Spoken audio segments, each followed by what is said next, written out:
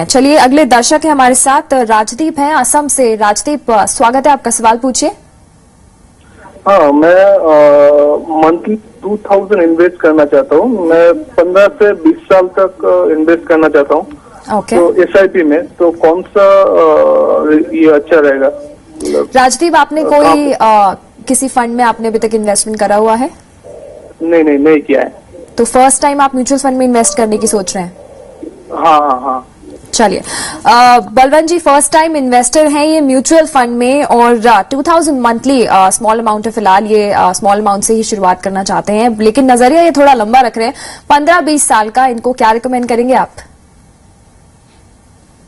देखिए चारू, राजदीप जी को जैसे लंबा समय है तो मैं तो प्योर इक्विटी की जो स्कीम्स है वही सजेस्ट करूंगा। फिर पर वापस उनको मैं कहना चाहूंगा कि जो इन्वेस्टमेंट शुरू कर रहे हैं वो अपने गोल के साथ में मैप करें कि भाई ये पैसा मेरा इस गोल के लिए। जिससे क्या है, अगर आप कभी भी सिर्फ बंद करने का भी सोचेंगे तो आपको लगेगा कि नहीं मेरा ये गोल पूरा नहीं हो पाएगा, तो थोड़ा आपका सेंटिमेंटल अटैचमेंट भी हो जाएगा। जैसे ये 2000 रुपया पर मंथ इन्वेस्ट करना चाहते हैं तो मेरे हिसाब से 2 स्कीम बताना चाहूंगा मैं, UTI अपॉर्चुनिटी फंड और ICICI का जो प्रूव फोकस्ड फंड है उसमें पैसा डालें। तो अगर 20 साल जैसे 2000 का अगर शिफ्ट किया तो 20 साल में इनको करीब 30 लाख रुपए तक का इकट्ठा हो जाएगा।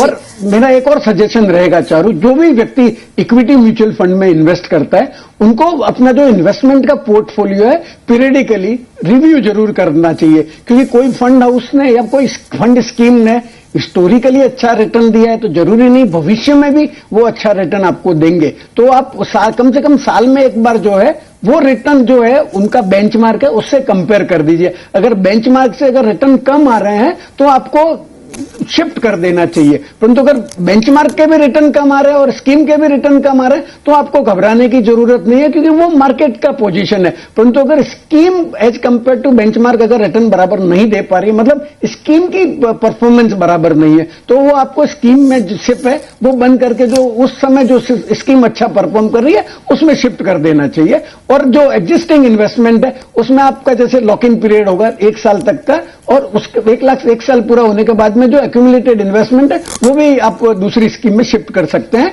अगर आपकी स्कीम बराबर परफॉर्म नहीं कर रही तो। जी चलिए, बिल्कुल फर्स्ट टाइम इन्वेस्ट कर रहे हैं म्यूचुअल फंड में और इन फंड्स में इन्वेस्ट कर सकते हैं। ICICI blue chip UTI opportunities जो है ये रिकमेंडेड फंड्स है, आप इसमें इन्वेस्ट कर सकते हैं। और साथ ही कुछ बातों का इन्हें ध्यान रखना चाहिए, KYC इनको जरूर कराना चाहिए। फर्स्ट टाइम इन्वेस्ट कर रहे हैं म्यूचुअल फंड में तो थोड़ा जोखिम लेके भी ये इनको चलना पड़ेगा। चलिए कुछ और सवालों को भी हम शामिल करेंगे। अभी रुकते हैं एक छोटे से ब्रेक के लिए। आप देखते रहिए म्यूचुअल फंड्स।